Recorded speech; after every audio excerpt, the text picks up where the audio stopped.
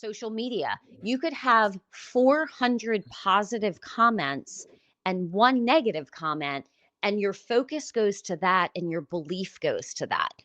Wait, am I a bad person? Like, do I look bad in that picture? Do I like, you're going to focus on whatever that person said to you.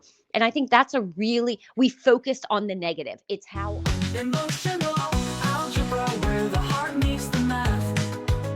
What is integral is derivative as you figure out your path. Power plus emotions equals more than you can see. Listening to the wisdom. Hey everybody, it's Dr. E here, another episode of Emotional Algebra with Dr. E. And as you see, we now have my co-host here, your friend, my friend, our friend, Tara Lombardo. She is back and she will be with us. So she's going to be joining us on the episodes, and I continue to look forward to our future discussions and her awesome, amazing lifetime of insights and experience and wisdom. So thank you. Thanks for continuing to be a part of the show, Tara. 100%. Yeah. So today we're having a discussion on a concept that I found extremely interesting. I had somebody bring this concept to me about 8 months ago, and it didn't quite click with me. It's a concept that you might want to expose yourself to multiple times because it is kind of mind-blowing for the way that we see our world. And as we get into the discussion, you'll understand why based on how our human structure is, the structure of the brain, the structure of its building relationships and all those pieces. So there's even a piece that might help us understand why Facebook decreased the number of contacts that show up in our feeds. So, with that, just wanted to ask you, Tara, without us starting into the discussion yet, how do you feel about, again, continuing to be part of the show and how you felt about the last episode and this concept from what you're saying by teasing it a little bit? I absolutely love it. I mean, anytime that I can try and help people understand this crazy thing called life that we're all in together and we can unify people together, I'm all for. I absolutely love the last episode. It resonated with me. This concept resonates with me. It's something that I speak to my daughters a lot about. So I'm excited to dive in. Good. So what we are going to talk about today is this concept of Sonder. So Sonder, we'll get into the definition, but it really helps us to look at, to me, issues that are going on today and the limitations to us really finding connection, not just beyond our family or beyond our scope of friends, but really with our political ideals, our religious ideals, our nationalistic views, and then our interconnections with culture. Because the thing we want to understand is that we are all humans. So in this idea of Sonder, this was basically a neologism, meaning a new word is what that means. And this whole idea of Sonder then came from the realization that every random passerby is living a life as vivid and complex as one's own. So what we want to see in that is often we really are thinking from our own perspectives. And when we see life from our own perspectives, we're thinking we see the world, but we're seeing the world only through our worldview, which comes from our emotions, attitudes, beliefs, experiences, temperaments, perceptions of a future, even past and present are still perceptions, not truths, because our conscious and unconscious have blended that into our own dialogue and in wanting to see ourselves the way we want to see ourselves. So this came from a book or a concept of John Koenig starting in 2012. But a couple of the ideas to look at is that idea of the void. And the void is the English that said that English lacked this term of the sudden awareness of a stranger's interiority. Yeah. So making sure I'm reading that right. So basically that idea of even a neologism there of our own state of our interior view versus everybody's own interior view and seeing the world. So the neologism was coined to codify an emotion that oscillates between deep wonder and isolation.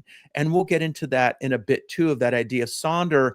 And when we really look at the idea that we're an extra in somebody else's story, again, to dive into later, we can feel like, what about me? in that whole idea. And then the idea, the context is it fills a hole in the language. If we can name it, we can feel it. So given that our whole discussion is emotional algebra, this brings another variable to your algebraic equation of your emotions. And this one is a huge variable that can really explode, and it's important in your own emotional algebra as you really continue to grasp that. And everything you just said, I want to break down in layman's terms to say that this is literally what I tell my kids.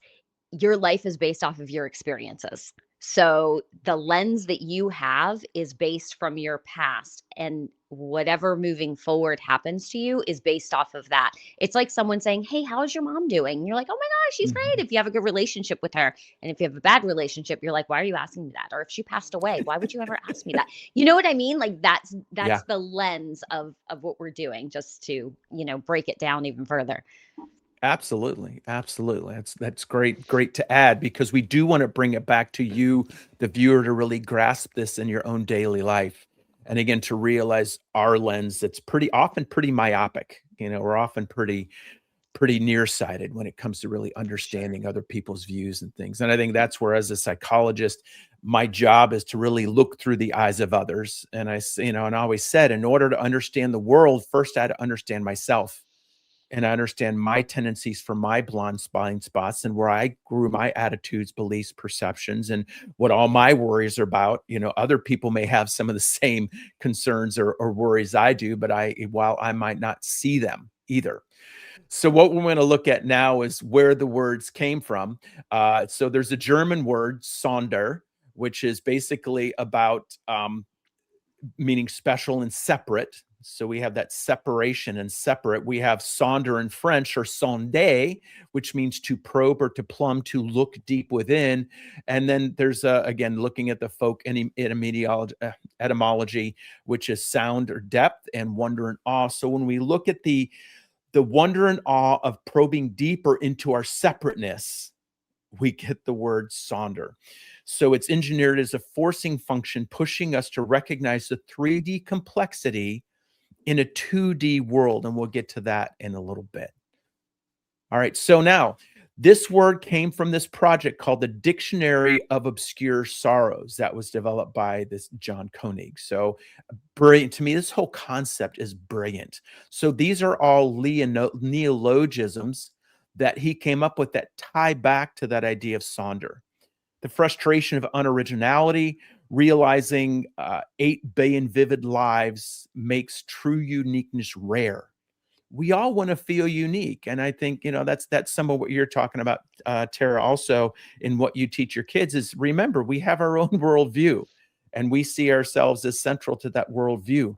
And then as we realize that everybody else has their own vivid worldview, it can feel a little bit disempowering. Why? It's not about feeling less than, Right. it's about feeling part of, because too often we're 100%. in this world feeling apart from.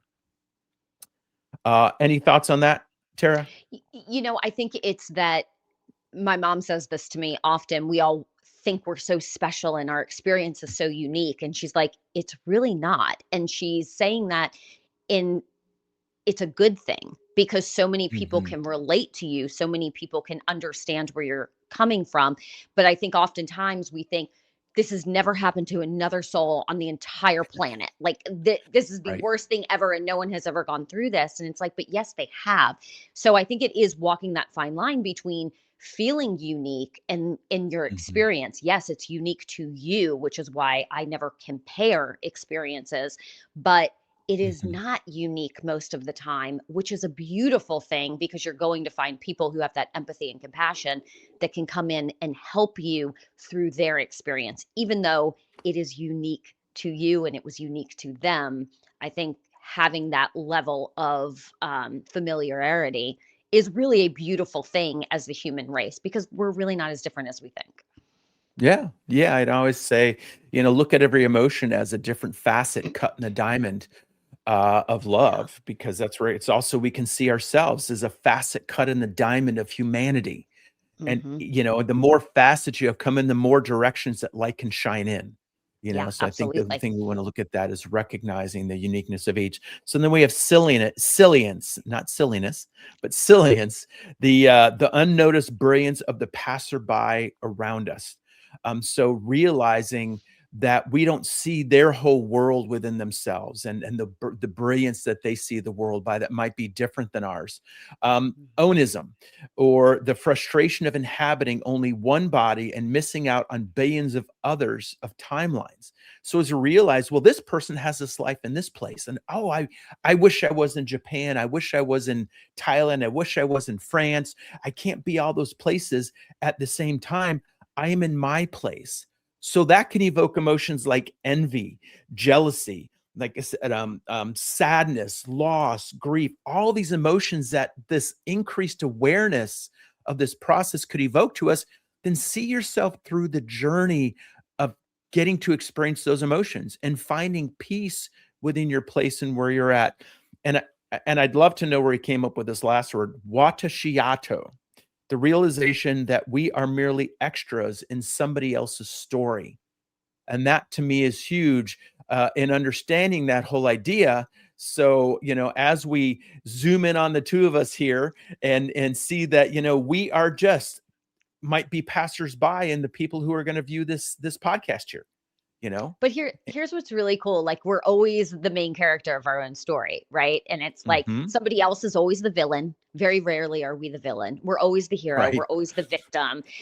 Things are Right. always happening to us, not for us. I speak very, high level on that. I know Hmm. some people that's not the case. But for a Hmm. vast majority, when you listen to people complain or talk about, life just isn't fair, that's where I say we're the victim. Life is happening to us. And it's hard to take responsibility for your own situation if you're not happy with where you are in your own situation. And Yeah. social media, I think, has really like put a shining spotlight on that. When you talk about I can't remember the third word, don't quiz me on this, but when you're talking about like where envy and jealousy come up because I want to live in Hmm. Japan, or somebody in Japan might want the exact life that you have. Right. So you can see where it can get very dangerous, where if you Hmm. don't settle into where you are and feel good with where you are and have the understanding of this is exactly where I'm supposed to be to grow, Hmm. then it can become a slippery slope. So that is the challenge.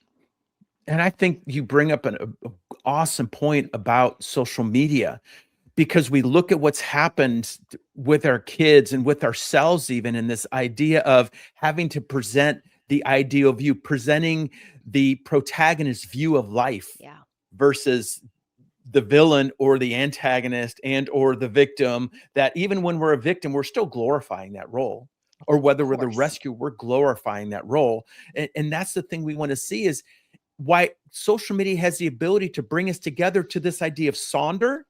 We're often using it from a hierarchical standpoint of leveraging. We all, as Americans, wonder why are all these people coming to this country and they're all trying to get in here and they're all trying to take what's ours. How have we broadcast ourselves to the world? But with Yeah, the Statue of Liberty, I'll take yeah. your tired, your hunger, you're weak, you're hungry, you're weak. That is what we sold to the world. That was our marketing plan. And guess what? People took us up on it.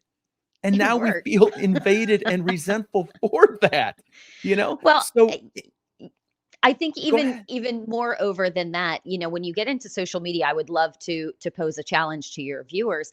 Whenever I post Our viewers, something, our viewers. our viewers, when it's going to take me a minute to get used to that. So whenever I post something that is real and raw, it gets so much traction. And I'm not posting it to get traction, to get views, to get likes. I'm posting it to be helpful to my friends, to say, hey, both of my daughters were in the acting world, and my goodness, that was such an Mhm. unbelievably trying experience, and there was no roadmap. So it was literally going on to these social media groups and saying, hey guys, here's how I found out this. This is going to make your journey easier. Try this, do this. Boy, we really messed up today. Look at what we did. And Mhm. then to the general public who wasn't in that world, it was like, These are all the heartbreaks that we just had. She didn't get this role. She was told she got this role. She got booted. She got fired. She never got fired. But like just saying this is how much money we Right. spent. This is the disappointment. This is all of that. I went through a horrific divorce. And Mhm. telling people like this sucks. Mhm. It's not wine and roses. This is what I'm going through. And the challenge is be real, because more people are going to relate to that versus, oh my gosh, we're in LA and look at our life Yeah. and look at how gorgeous it is. Because the reality of it was we were paying $2,000 a month for parking, on the Mhm. hope and a dream that they would land one job to help put Mhm. on their resume for the next thing. So I think you have to be very, very careful. And this is what we try and teach our children. What you see on social media is not real. And we know that, but they came out in 2007. So you have a whole generation that doesn't know life or a reality without it. So Right. that's a weird place to be. And as we get older, Gen X, it's like Mhm. the millennials, some of them have had it their whole life. And, like we're Mhm. starting to get phased out on the Right. ones that knew what life was prior to social media. Yeah, yeah. And on that, I think it's this whole idea of how social media is used, I almost think is de-Sonderizing people, because Absolutely. it's kind of having us present our own narcissistic-ish views, and we want people to look at me, look at me, look at me because I'm Mhm. important, because other people's perceived importance they're projecting affects our, remember, a Saunders got that idea of Watashiato, I think, Watashiato, that idea that my story's not as important. What am I going to do? So yeah, these are things really to get deep into thinking here, and I think again, sharing your views is really valuable to us. So what we're talking about here is this idea of this cognitive shift, or decentering the ego, decentering ourselves, and that's where social media discussion is a perfect transition over to this whole concept. So we see ourselves as that idea, like the main character. Okay. One idea that was presented was the idea of that here we are in a coffee shop drinking coffee, and we have our coffee cup in front of us, and we see that coffee cup in front of us, and we smell the coffee, and we taste the warmth of that coffee, and we're enjoying that coffee. And what we're missing is all the other people in that coffee cup, or in that coffee shop, are also drinking their cup of coffee and on their computer and doing this and doing that. And they each have their own vivid experience. So when we start to step back and we see this decentered view, so then we can start to see this 3D world can really come to life. So first, we see that the main character as ourselves. The shift is decentering involves disidentification, seeing thoughts as passing events, not truths. So that's where we want to understand that our perceptions of the world are that only perceptions. And remember, that idea of emotional algebra is looking at our perceptions, our beliefs, our attitudes, our emotions, our histories, our perceptions of future, all create our current perceptions. Now, let's throw a little twist to that. Remember, I talk about us being in many, many parts and pieces at the same time. What we want to see is we can even have a sense of Sonder for the different parts and pieces, the beliefs and attitudes that might want to be on the surface. Because what I say is only one aspect of us, only one part of us can be on the surface at a time. And there's this inner struggle, this inner conflict that another part of me wants to be on the surface. So, for example, if I am in a situation where I'm now having this great discussion and I'm the one leading the me that's talking on the talk show, on the podcast, and there's another part of me that wants to tell its story that's different from the me wanting to present this part, then potentially what is it going to want to do? In a world of power, it wants to undermine the part of me that's the presenter, to take over and run the show. Another quick example is when and I think I might have talked about this on another episode, but recently I did a presentation for a whole group of people that it was set to start at a certain time. For some reason, my brain had it a half hour later. So I showed up 15 minutes late for my own presentation. So Oops. yeah, exactly. In that, things got carried and it worked out okay. But in that, the terrified part of me that is saying, you are an absolute screw up. What were you thinking? You need to just get off this thing right now because you look like an idiot. That is the inner talk going on. So that part wanting to take over, and the me who's going, I can't do that. I have to continue on, and I'm not going to act like nothing happened. I'm going to acknowledge what happened and keep going and reclaim myself. It was that inner struggle we have with, like I said, our own sense of de-individuation or disindividuation, decentering or disidentification, I'm sorry, and decentering of the part of me that's triggered by the experience, to recognize it and then move on with the part of me that is probably the better part to be in that moment. In other words, the part that is going to carry on the show and carry on life. Does that make sense to you, Tara? It does 100%. And I think, if anyone is or was a performer, you miss a dance step and that's the only thing you think about for the rest of the routine. You flub up a line on stage and that's the only thing you talk about. If you're taking a test and you don't know the answer to this one question and it's like, oh my gosh, I'm going to fail this test. Social media, you could have 400 positive comments and one negative comment, and your focus goes to that and your belief goes to that. Wait, am I a bad person? Like, do I look bad in that picture? Do I you're going to focus on whatever that person said to you. And I think that's we focused on the negative. It's how our brains were developed, all those years ago to protect ourselves from danger. But in this reality, we don't really have that same perceived danger that we had all those years ago. So now when you introduce something like a social media where you have so much information coming to you that your brain normally should not be able to handle, that's a problem. And you have to then take it into your own hands to say, now, wait a minute. You have to take control of your thoughts. And I think that's a huge thing that a lot of people don't realize. They can control their thoughts. So when you're late to that. I want to work you on that because remember, I believe in management, not control. Control is an illusion. So it's about I'm a control freak, so I'm going to use the word. And I've been there too. I'm still there. Yeah. I should say I'm recovering. But you know what I mean? So like when thoughts come into your head, you have the choice to then say, I'm going to listen to you, or I'm not going to listen to you. I'm going to digest you, or I'm going to push you to the side. You have the choice to let it control you in that moment, I guess is what I'm saying. So when you have those that you arrive 15 minutes late and it's like, oh my gosh, you can now choose to focus on the fact that your adrenaline's up, your fight or flight is there. Oh my gosh, I'm such a screw up and such a mess up. You have the choice to go there or say, taking a breath, this happened, even then, and now I'm moving on. That other part of us doesn't necessarily go away. That's why I say it's managing it, because I still got to work through that adrenaline rush. And I wanted to tell that part, I hear you, I see you, and I got to keep going. And then what we don't often do is we don't check in with that part later. I debrief that with myself. Yes. And I debriefed it even with other people because I had to talk it out. And even I called the person afterwards who sent me they said, I am so sorry. They said, you know what? You did what we asked you to do still.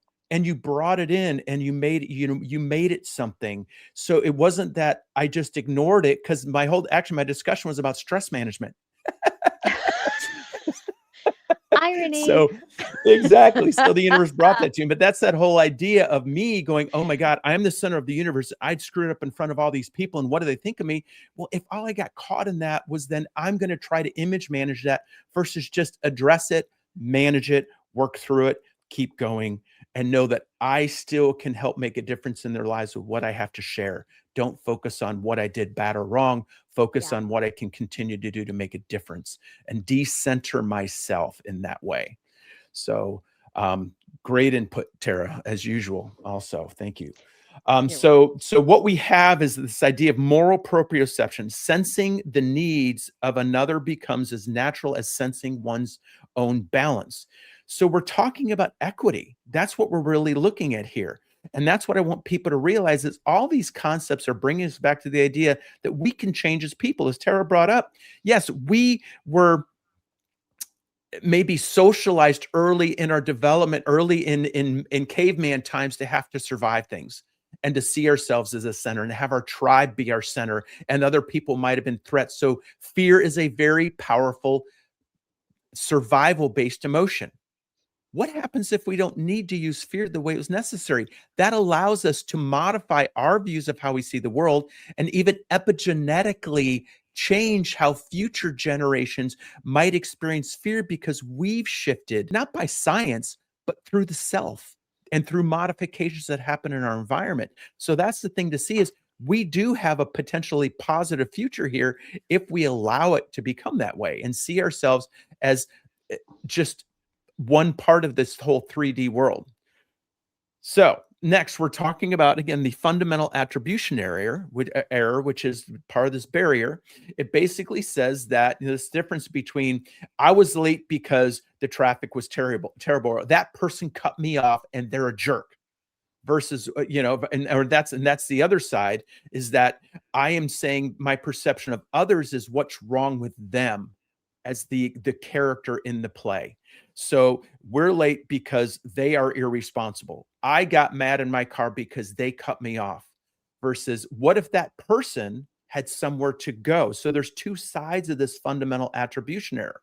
Is that person has their own life and may have cut me off in traffic because they had to get to some place because there was an emergency, versus only seeing them as the bad guy. They're the villain in my play of getting to work and they cut me off. So then I can justify my anger, my rage, my hatred, my continued mistrust in people, my continued feelings of betrayal.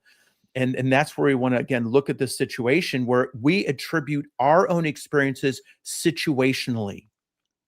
So it's and then we attribute other people's situation or other people's actions to who they are, not that trigger in that moment for them.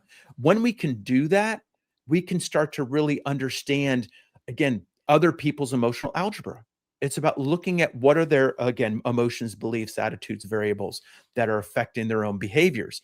So in that, it helps us to kind of manually override this way we're seeing situations and start to have more seeking understanding / empathy for people in their situations. And if that person just cuts people off time after time after time in traffic, and that's how they behave, okay, does that have to affect my day and how I see it? Not really, not unless I wanted to, as the protagonist that's been wronged, that now I must exact justice on them by going back and cutting them off. So that's, again, where we have a choice. And that's what Tara is talking about, is the power of choice. And that's where we're often going back to that power of choice. So remember, we can't control that person around us. We often can't control our emotions. We can manage the situation by understanding the variables and looking at those variables. So realize that that person on the other side, in the other car, on the other side of the call, in the place in work, all has their own story that they're seeing in this process. So there's this So, beautiful technique that I learned from Kabbalah, mhm, and it's called pause. What a gift. It is the hardest thing I have ever had to do in my life. But the mhm, concept is that whatever reactive behavior, somebody cut you off, somebody yelled at you, somebody, cut you off in the meeting, your boss said something nasty to you, your children, whatever. Instead of immediately reacting, you pause. That's the hardest part that I work on every day. You mhm, pause and then you go, what is the gift is I now get mhm, to see what comes up in me. What am I feeling that needs to be transformed? Am I feeling anger? Am I feeling sadness? Am I feeling frustration? What is it that is coming up in me? And when you determine that, you pinpoint it, then oh wait, I have to work on that. Like why am mhm, I feeling that? And for me, I'll share some insight because I know that that's really like out there and a little trippy, but it's like mhm, whenever somebody cuts me off in traffic, I would get so frustrated. I'm like, why am I so mad? And it was like peeling back an onion. Like, well, because they cut me mhm. off. That's wrong. They shouldn't do that. But why? Well, because they think they're more important than me. Well, why does that make you feel badly? because Mhm. I feel like I'm just as important as them. And that's degrading to me. But why do you feel that? And I just kept going down. It was like, oh my gosh, I'm playing victim. I feel like Mhm. you should not have a leg up over me. You're not more important than me.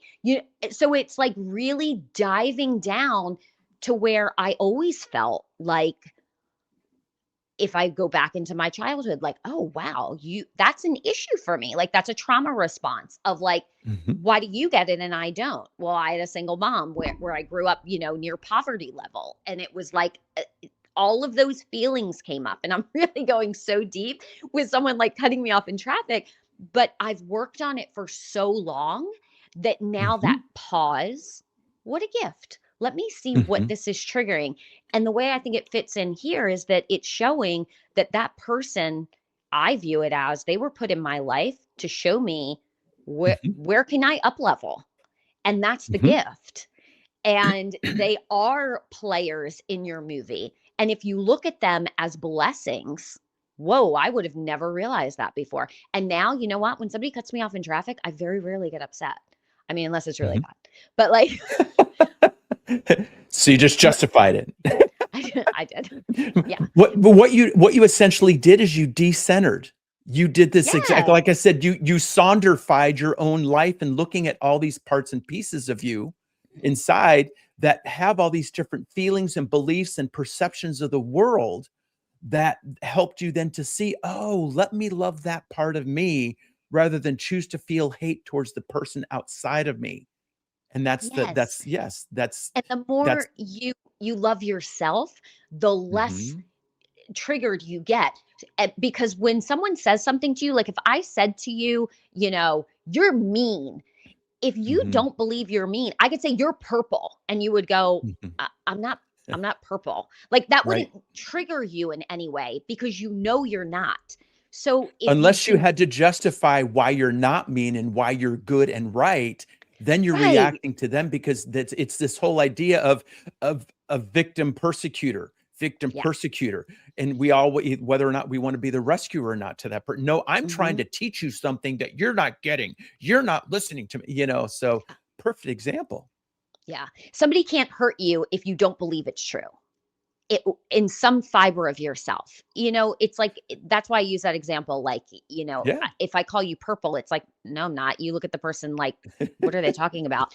But if they were to say to you, you're mean, it's like, wait, am I Mhm. mean? Did I do so? Did I say something? So it's that type of certainty that you have to get to in your own life to understand and give yourself that protective barrier so that people Yes. can't harm you. You can only see them as a blessing if they do trigger you. Well, What do I have to work and on? here's the other way to look at it is it's not that we put up the protective barrier, it's that we've released all the things we used to do and think and believe to protect us, and we realize we don't need them anymore. Because Perfect. Yes, that's what I meant to say. yeah. That. That's why it's called emotional algebra with Dr. E. Right? No. I'm loving these discussions, Tara. This is great. So we're having fun too. And that's the thing is, how can you continue to see the fun through the journey? This journey does not have to be Absolutely. laborious. Are we going to experience pain? Yes, that's part of finding our way back to love, back through understanding. Is the purpose of those emotions and what they bring to us, what they're there to do for us, not what they're doing to us or making us feel. No, they're all messengers and messengers of truth. So hey viewers, our episode ran a little long, so we decided to split into 2 episodes. So stay tuned for the next episode to pick up where we left off. And until next time,